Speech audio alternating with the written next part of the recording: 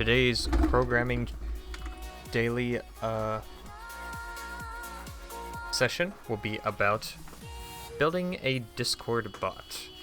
This was brought up by one of my friends who was interested in seeing a more comprehensive, focused overview of how to build a Discord bot.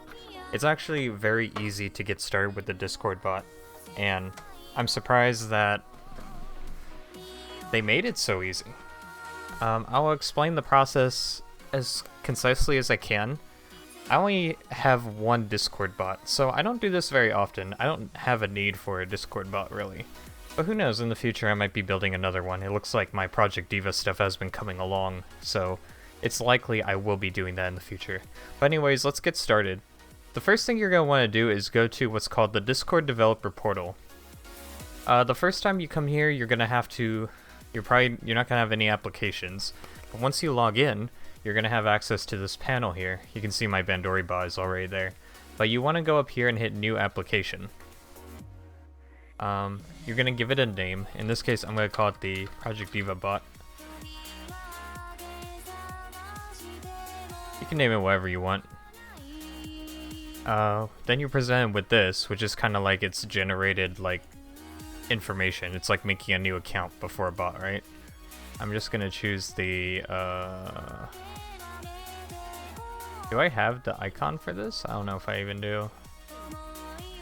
I swore I did somewhere. But if not, I'll just not use this. This is kind of cute.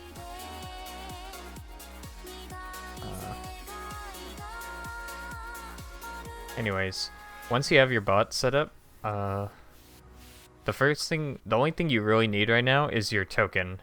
Your client secret and OAuth tokens are only required if you are using Discord to interact, to authenticate users. We're not going to be doing that. Our focus is to just get a bot into a server and interact with it. So here, you'll see we can hit add bot, right? So we have to actually create the bot. Yeah, so a wild bot has appeared. You can see it has certain permissions. So the weird thing about bots is that it's an entity that can exist on multiple servers. It's like a user. It's a user, right? So when you're using Discord, you're a user that can join multiple channels. It's like the same idea. Other people can request the bot to join another channel by using this public bot token. I'm not going to turn it on, that way people can't just randomly add it. I'm only going to use it for my server. I'm going to require it to join my own server. So, down here, you have things related to presence. If your bot tracks presence data, you may need the presence intent to receive presence event data. So, server members as well. If you want to download member lists, you're going to need this as well. So depending on their functionality, you might need to turn this on. If your bot is in 100 or more servers, you will need to get verified and whitelisted. So if you're just making your own small bot, you don't have to worry about getting it verified. Additionally, you can check what you need to do to give your bot permissions, or you can give your bot permissions manually. But either way, they're set up here. This is mostly used for programmers. You can see if I click one, it lets me see what the permissions level is, so that I can enter it into the application. But yeah, you don't have to worry about that. So, this is for your game. If you're trying to build one, we're not going to. So yeah, this should all be pretty much ready.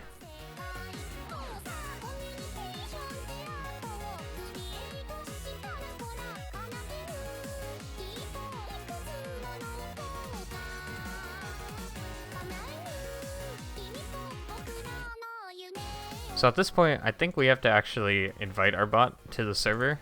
I don't remember quite exactly how to do that, so we might have to look that up real quick. Inviting bot to server.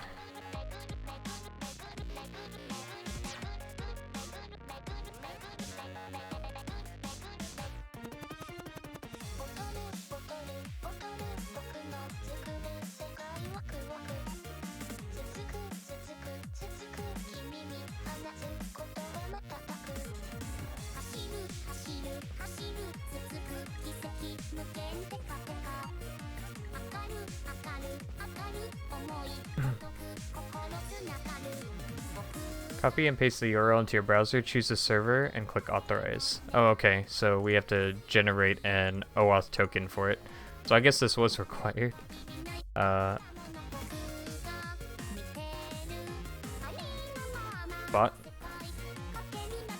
Permissions will be administrator, that's fine. Copy.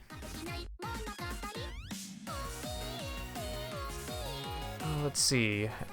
Add Diva bot to my server, which is just a bunch of dashes right now.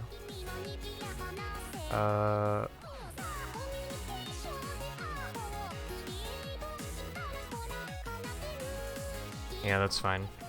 We don't need to re-authenticate it. Okay, so that's easy enough. Is the bot actually in here now? Oh, well the bot's not in here because it's not turned on, but the bot has been invited. So, well, it's been allowed. So that's all we have to do for the developer portal. I think it's ready. Oh, one last thing you have to do. You have to copy this token, so it's been copied to my clipboard. This token is your password to let your bot get in, so you don't want to share this. For the sake of this instruction, I'm going to... that's funny. Alright, well, I don't care. We'll delete this later, and this is just for this video, just for demonstration purposes. But when you're making this for real in your app, you don't want to paste this into your app, because people could, like, find it, especially if you upload this to GitHub or something. So what I recommend doing is saving it to a file that you can load into your program, and then loading that file when you actually run your bot. So here I'll save it into... We haven't actually made our project yet, we haven't touched Java yet, so I'm gonna make a new project. New Java project, we'll call this the Diva bot. We'll call this the Discord Diva bot. Cool. I mean, I might just leave the client token there. I don't think it has any impact, really. Okay, cool. So we just made a public class. I'm probably gonna make a package. It's usually a good idea. Sig.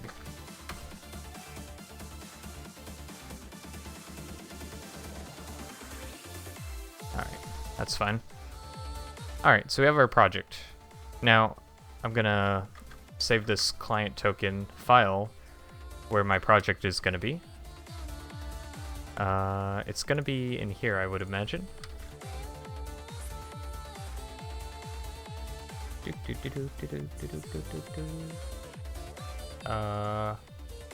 Eclipse workspace? There it is. Okay.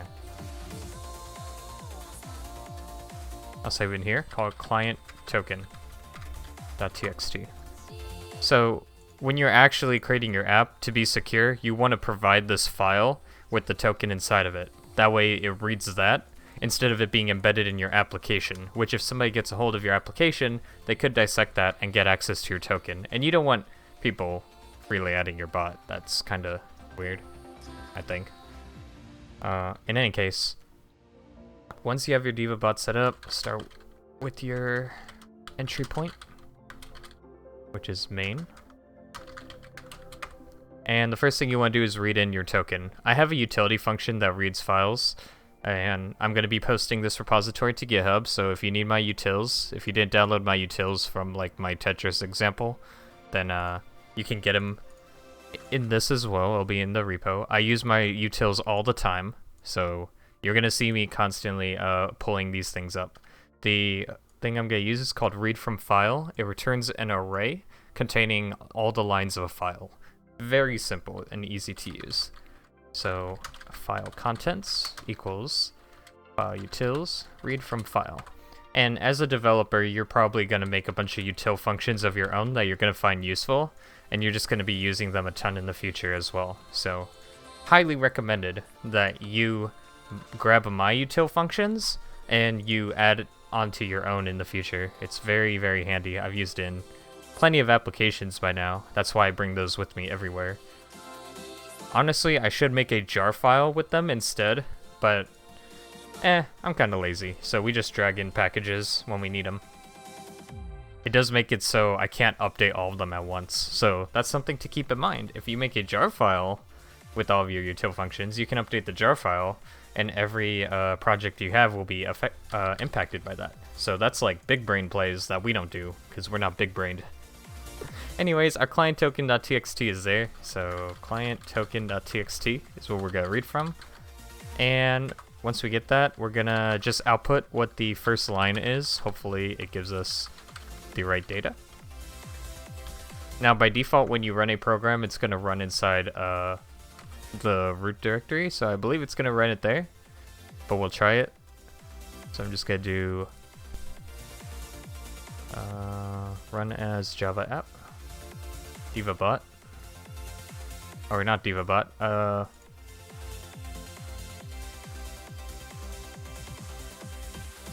we go. So you can see it outputs the client token right there. So we know we're grabbing it from the file. Great, we have our client token. Let's set it. So I'm gonna store it as a static value. Or we don't have to actually store it as a static value if we don't want to, but token. I will do it for the sake of example, but really we shouldn't be keeping it in a variable, because variables, just like anything, can be read from memory. So let's create our bot. We're gonna be using a library called JDA. I will be providing the dependency inside of my repo as well. So if you don't have this, well, don't worry. I will be including that when I upload the repo to GitHub. So you can download it from grabbing the repo there. So I actually include them right here, interestingly enough, in the BandoriBot repo as well. But I'm going to bring it over to the DivaBot repo, as it's pretty important. Oh, not the... Keep doing that. I got another program called DivaBot, so this makes it very confusing. I have Discord DivaBot and regular DivaBot. So I'm going to reference the other one. That way we're referencing from a local directory, like so. And now that I include JDA, we have access to a whole new set of functions. What is JDA, you might be asking? JDA is a Java library for handling Discord bots. And later we'll be getting into this, but you can find the JDA repository at deviate-from-the-world/JDA on GitHub. And they're constantly updating it, so in the future, if Discord's API gets updated, you can just download a new compiled jar from them as well. So you just go to download, and you can grab the latest from their GitHub. You can also grab it through Maven or Gradle if you have those kind of dependencies and you know how to work with them. Their wiki contains a bunch of documentation. They even include ways to set it up if you want to. I used to use this Eclipse setup, but I eventually deviated to my own setups. But you can see they got IntelliJ, Eclipse. They got all these setups if you want a templated way to start out. But we're not going to use any of that. We're just going to build our own things. So I'm going to import JDA here, and then we have our bot. So the first thing we have to do with our bot is start it up. If we look at my old BandoriBot, the first thing we do is bot equals... this is the wrong place for that. Let me scroll up to where we actually want to look. The first thing we want to do is initialize our bot. So we use what's called a JDA builder, and then you provide the token in here. So I didn't actually set the token yet, so I will do that now. Token is equal to file content 0, and then we supply that in there. Import the JDA builder. Once you have the JDA builder set up, then you have to start the bot loop. Can I convert from JDA builder to JDA? Okay. It's a JDA builder, not a JDA. My bad. Oh, wait. No, we're not done. We have to build the bot. JDA builder is I talked a little bit about it. It's a builder or a factory where you can continuously supply things. So adding a new event listener. So we're going to provide a bot, basically. So we're going to provide our bot. Like the class, this class itself will be what we're calling in order to create our bot. So divabot, so we can add a throws declaration here, login exception. It'll throw a login exception if it doesn't, if it can't log in. Fine, right? Not a big deal. But when you do this, what you're actually saying is this bot is going to have events. Like yesterday in the Tetris example, we created an extension of a JPanel, and then it was given events to listen to. Kind of the same idea here. We're giving it a class where events are going to be thrown at it. So, that's fair, right? If you look here in this code I have, you can pass around this JDA object to do whatever, but if you make it static, then you probably don't have to pass it in anyway. Anyways, once you build this, you have a bot that's ready, or should be logged in. Hopefully. I believe you called this so that the bot is just listening. So again, we can throw another exception if something goes wrong. But the bot should now be logged in at this point. So with just that should have a bot that's ready for action. I'm gonna go ahead and run it. And let's see, failed to load class, exception, thread, illegal argument exception, listener must implement event listener. So we're gonna have to do implement event listener. And when we do this, implements, not implement, add in the listener, event listener. I believe we want to use this one, because that's the event listener from there. Add unimplemented methods. So you'll see on event, we can override that to do something. So now let's run this. So you can see it started. It's okay that it doesn't load these. These are just for logging purposes, but we don't have that class. And you can see on my server now, DivaBot is indeed logged in. What I'm going to do here is I'm going to give it the bot permission role. The reason why I want to give it the bot role is because I have this channel here I created for our purposes of testing. So I'm going to be having this bot communicate to bot test's channel. So by giving it permissions to see this, it will be able to do stuff. I believe it actually had permissions originally, because the DivaBot permission came with like administrative privileges, but we can double check. These are my settings. Server settings. Okay. It might be at the bottom. Yeah, every time you add a bot, it's given permissions. So if it's given every permission, then this role is managed by an integration DivaBot. It cannot be manually assigned to members. Yeah. So that was automatically created when we created the bot. So the bot should now be able to talk in this channel. So how do we get to talk in the channel, right? You have all these events you can listen for as a bot. So whenever one of these events happens, it will post to the bot. So the easiest one we can do is just a message received event. Whenever a message is received, you can do something at that point. So all of these events can be called by overriding their given event here. So on message received, call your outer function whatever you want, and then event. Import the message received event, and now, hold on, let me see. That's not right. Override message received event. We should be overriding it. It might be that I haven't implemented the message received event. Oh, listener adapter, that's what it is. Extends listener adapter, we need that.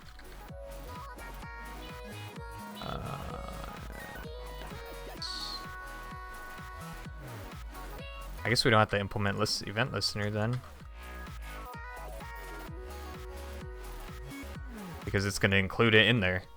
Alright, so now I was looking for this. This means it's overriding the original listener adapter. So now we can do whatever we want in here. In order to prove that this works, the first thing I will do actually is just this argument is going to contain all your event details. So we can, if you don't know like what you're trying to do and you want to just see what's available, always peek at the members of a function. If you have an IDE, any decent modern IDE will automatically populate all the members that are available in any given class. So you can see here we have get author, get channel type. There's plenty of things that it sounds like a lot of them will be useful, right? Probably the most useful is the text channel, message, and member functions. So you can also do these, which will return actual. You can see these all return different classes. So there's a lot of useful stuff you can get from this. So let's have a look, shall we? Get author. Get name. That's a good one to output, right? I'll probably get the name of the user, I'd imagine. Here we can do get message dot, and then we can see we got get content display, get content raw, get content stripped. We can edit the message, we can pin the message, unpin it. You can see there's all these like different things you can do with it. In this case, I just want to do get content display. So we output the author and we output the message. Additionally, to make it a little easy to see like what the bot can do in terms of outputting, we can try outputting to it as well. So get channel, get, let's see, ID. Yeah, we can get the ID of the channel. Or get the name of the channel too. So what this will do is it will output different properties of the channel every time something happens. So let's run this bot. Is my other bot still running? Yeah, let's stop the bot. Whenever you stop a bot, it's going to disconnect it, or it will disconnect it eventually. So once its session times out, it should be disconnected. But we can start another one here. And once it's loaded in, we can try typing a test message here. Now you can see once I typed this message, 3 things appeared, and you can see we printed out 3 different things. So you can see it is indeed receiving those messages. It says who sent it. We said we wanted to see the contents of the message, which is just test, and we have bot test, which is the channel name that it's from. So actually, if I type in any channel right now, it's going to detect that. It's just listening to the entire channel. So we have to make sure we're only responding or writing to certain places. So the first thing we can do is we can say if channel name equals bot tests, then we can do something in there because now we know that's what the output is. So the first thing you do is output like what you're trying to get, so you have an idea of what these functions return. Once you know what they return, you can start messing with them. We're just kind of a bot echo whatever we say. So what you can do is grab the channel and you can post a new message, I believe. So here you have a bunch of send file messages or send messages. So to send a new message, you have to structure it with a new message. And the class is actually defined inside of here if you go looking through it. If we type message, we might be able to find it. Maybe not.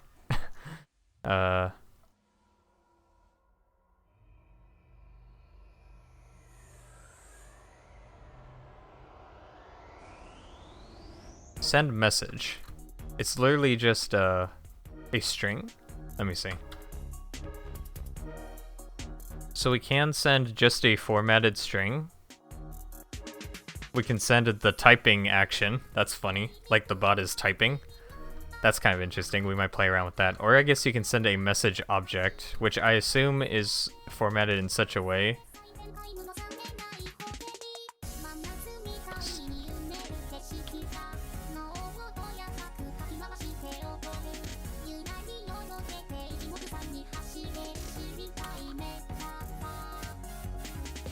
I guess you would have to define what the message is, but anyways, this bot, we're just gonna say the author typed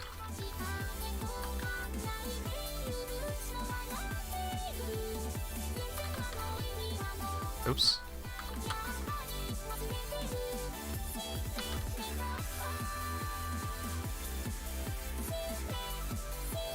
like that. And the final thing you have to do, actually, this will not work, or it won't send. The reason why it won't send is because this is like a RESTful API, so you need to actually type in .submit after your message, and this goes for any, or not submit, queue, my bad, queue. Basically puts it into the queue, because it's a RESTful action, and then it's going to be executed when the server is available. So if you don't include that, it's just not going to work.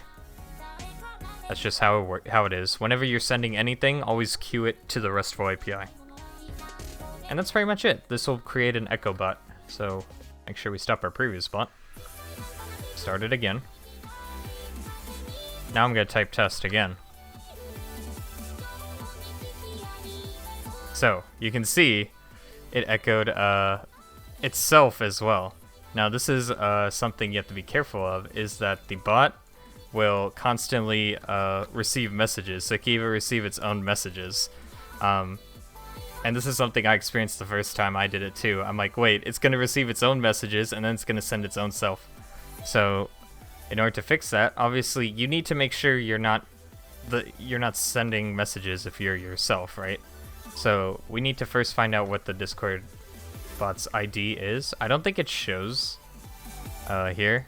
So ideally we want to get it. You can just look for a user called DivaBot, but you got to be careful because if somebody else names themselves DivaBot, then they could post and the same thing will happen. So just something to consider. Usually using IDs is better because IDs are unique. So we're going to type in get ID. I would recommend doing it as a long instead of a string. Numbers are easier to manage in my opinion.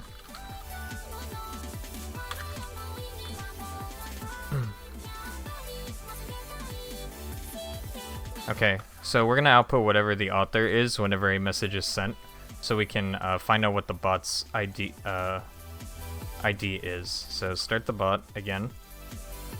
I'm gonna I need to have the bot respond again, so that's kind of my bad.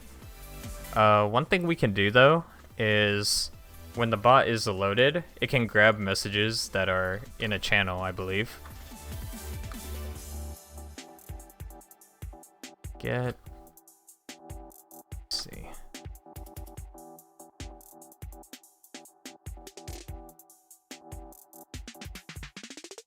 Get users, get voice channels, get text channel by ID. By ID. Well, if we need the ID of the text channel, that would work, huh?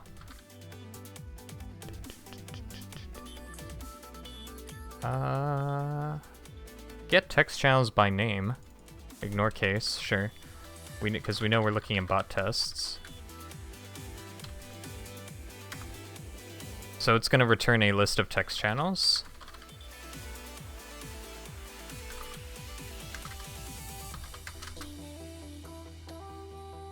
And we're going to assume that it always finds it because we know there's going to be a channel that exists.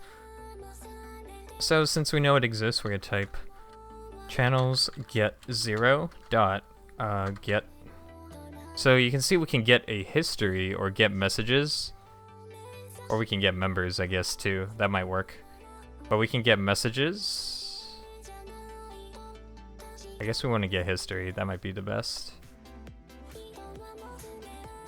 Let's see. Get history. Retrieve past. And then an amount.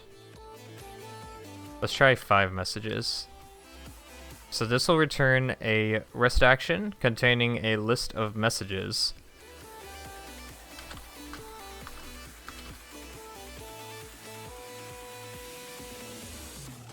Message history. So we will import those we're missing. Alright, so now that we have a message history, I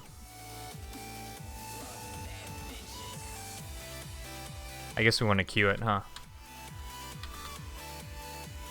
Queue.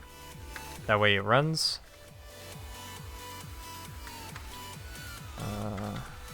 Queue.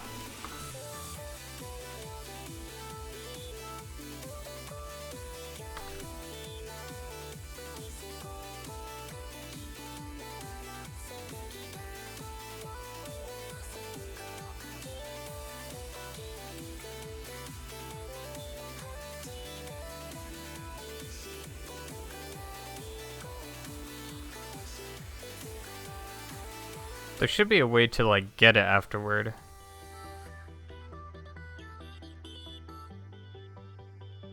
Let's see if there's any documentation about get history here. Get history JDA. So message history. Message retrieve action. Constructs a message history object which initially retrieve messages before or after a certain pivot message ID. And then the only thing is it's wrapped around this arrest action, so we need to figure out how to actually pull from it. Because we do end up with a list of messages, at least in theory. I guess on success, it returns, or it loads them into a variable. That's what it looks like to me, so... Messages. Let's see if hopefully it loads it in through there. That is my understanding from that. Let me see. Why is it? It wants a consumer.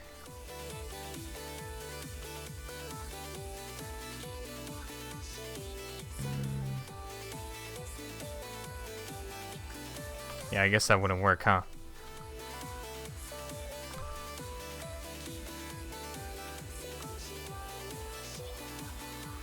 Get history after, get history before, get history from beginning. Retrieves messages from the beginning of this message channel. Get history from beginning queue. Ah, there it is. So you have to make a, you queue it, and then you get a, okay. That's how you use a consumer. Man, I haven't used some of the latest Java stuff, so that's kind of cool. So we can kind of follow their example, I'd imagine. Anyways, each value from this should be a message. History, well, it'll be an object, which we grab from. So we'll just output right now what it gives. History dot. There we go. It just didn't want to load. Get.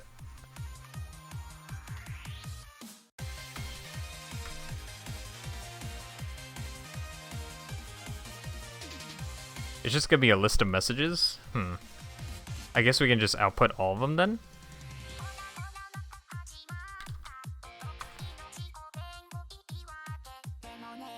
Yeah, I guess we just output all of it. I don't see why not. We'll probably have to output them individually though, so we can see all of them. History.size. History plus, or I++. History get I, because history is gonna be a list of messages. So we'll output each one individually and display the content. I think it's called content. Yeah, get content display. So the whole point was to get the bot's ID, right? So let's output the author as well. Get author, get get name plus a space, and then plus the ID as well. Now, it is kind of annoying to type all these out, so you might want to store the history.getI in a variable, so it's easier to access that way. So now let's run this bot again, and this time you can see, boom, it got the last 5 messages from the server that we typed, which was just a bunch of spam like this, and it included the ID of the bot here. So now that we have that, we're going to go back here, and we're going to say, okay, I do want to echo whatever is typed here, but make sure we're not, if we're the bot, we just exit. If event get author dot get ID long is equal to this, put an L at the end so that it's treated as a long number, then we just return. We don't want to do anything if we're ourselves, right? That way the bot isn't spamming itself and replying to itself. So we type in test again, and this time it just says to type test, and this time it doesn't reply to itself, reading it what it said and spamming the heck out of that. So boom, there you go. You have a bot that listens, responds. And if you want to explore all the other events that are available in JDA, you're more than welcome to. They're all there. I wanted to try something I haven't tried before, so you saw I pulled out the history. I did a little bit of research, and boom, I was able to get to work. It's not very hard to try out the new things because all the events you could ever want are in here. If it sounds like all the names are pretty self-explanatory, like if somebody changes their status or updates something, if a new message is posted, if a new channel is created or a message is deleted, etc., etc., you can track all these events, and then each event comes with its own grabber. So for example, let's say I want to have a bot say, okay, if you delete a message, I want to keep a history of that. You can't just delete messages. So let's try the message delete event this time. Just as another example. Name the function something a little different. That way it's unique. The function name doesn't matter. It's just the event you're listening to needs to be special. Message delete event. That is what it's called. But it says must override or implement a super type method. So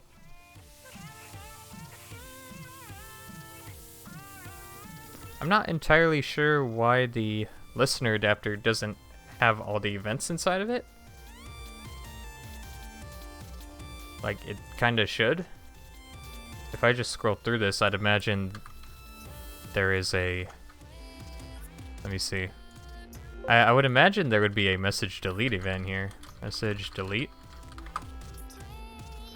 There's a guild message delete. Is there a regular message delete? Yeah, there is. So I'd imagine that we would be overriding the message delete event.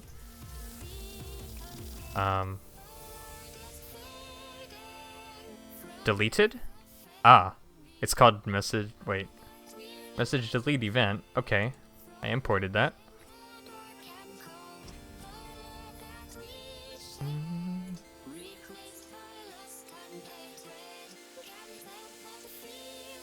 Extend a generic message event, maybe. That might help us.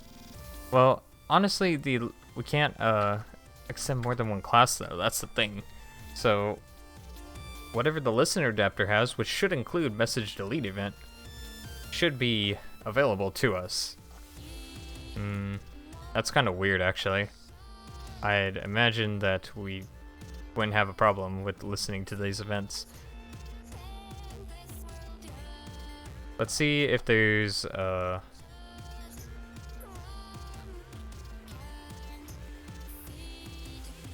register your listener. Yeah, I did that. I mean, I don't see any documentation that says we can't do this. Like, if I were to change this, well, changing that doesn't matter.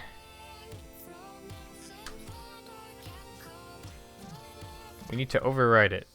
How do we override?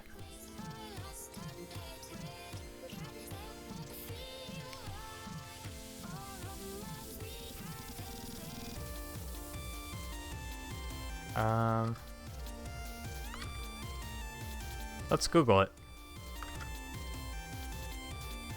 Oops.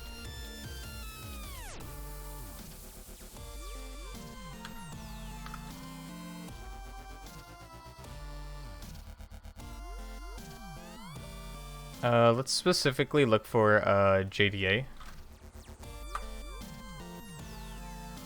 You should override the methods provided by this class. Yeah, that makes sense to me. An abstract implementation of event listener. Right. On category create, blah, blah, blah, blah, blah, blah. On message delete. Oh, wait, the function, you know how I said the name of the function doesn't matter? Guess what? I was wrong. The name of the function does matter. My bad. Don't listen to me sometimes, because I'm dumb. Alright, so make sure you follow. So this is actually a good documentation page if you're going to be doing Discord JDA hooks. Boom. Here are all of your functions you can override. I would recommend saving this somewhere. Very good documentation. I'm going to include that as a comment here. So if you guys view my GitHub page later, you will have that available in the example source. Alright, so now that we fixed that issue, let's say that every time a message is deleted, we send the message back to the channel. We want to include these things again, so if valid message. So what I'm going to do is include invalid message, is make sure we're in the right channel, and we're not our author. So because we're using this in two functions, again, we like to refactor, right? We don't like to copy paste code over and over again. It's bad practice. I highly don't recommend getting in that habit. So if the author is equal to this, we need to provide the event, by the way. So provide, actually don't provide the event, provide an author, and provide a channel. So providing these two values, I don't know why it won't let me include those. Let me double check that's what it's called, right? Oh, it's called a user, my bad. And a message channel, I believe. Yeah, message channel. Make sure you're using the right object types. Okay. Anyway, so in here we're gonna say if author get ID long. So return author get ID long is not equal to this. So we're only gonna return true if the ID is not equal to our bot's ID, and the channel is equal to bot tests, the channel name. Then it's a valid message. Now that we have the valid message function, oh, let's make it static first of all. Oh wait, no, we don't need to make it static. Right, we have to supply stuff in here. So instead of this, we're gonna provide if valid message event get author, comma event get channel, then do the stuff inside, and we can copy paste this over here. So if valid message, again, it says get author is undefined for this, so it looks like in this case we don't have an author for a message delete event. It's just something gets deleted, which is fine. I guess if we don't include it, we can just say, alright, let's pass in null there. So if author is equal to null, or author, that means if we don't pass in, if we pass in null, it's just going to ignore checking for that. So this will now be a valid message. So event dot, we'll basically just send the message again, but we'll send it as our own. What's kind of interesting, message was deleted, colon, get message, hold on. Oh, that's interesting. Message delete event doesn't return the message from the looks of it. It just returns the message ID.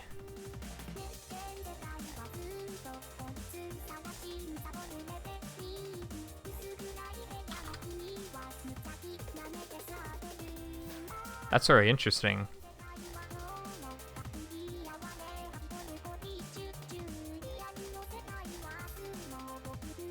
I'm guessing they did this so that you couldn't purposely do that. What you would have to do is you would have to keep a history and then say, okay, if you delete a message, right, then we have to check our history, like we already had to have that history. And then we have to compare it to the IDs. So ideally, every time a message is posted, this bot should track its ID and store it in a map. So this would be kind of a fun little project. Now you can't just keep storing things in memory because eventually the bot will just die or get starved of memory. But just for a fun little application here, don't do this in production because it's gonna run out of memory, or you're gonna have to start freeing memory. This is just for fun. I need to clarify that because you don't want to use this code in the long term. It's not gonna work out well for you. I wonder if we should just store an actual message. Let me see, because history.getI returns a message object. So I think we can just store a message in there. Message history.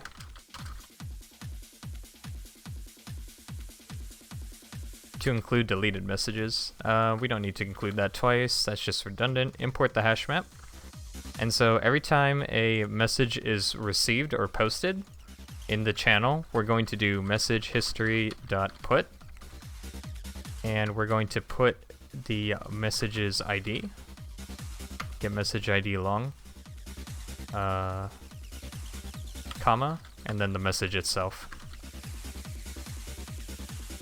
Like so. That way, if a message was deleted, we can put back the message history. So basically, the deleted message will be stored as this like long. What the? Will be stored as this like long stop. Long message ID is equal to event get message ID long, and from there we can do message history dot get message ID dot get author get name colon and then plus message history dot get message ID dot get message or get content display. So basically this bot will I think I lost like a parenthesis or something in there. Q. Yeah, I see. I missed a bracket down there. But this bot will display any deleted items. So if I now start the bot again. So I'm going to type in a test message again. The Diva bot should echo it. And then I'm going to delete my message.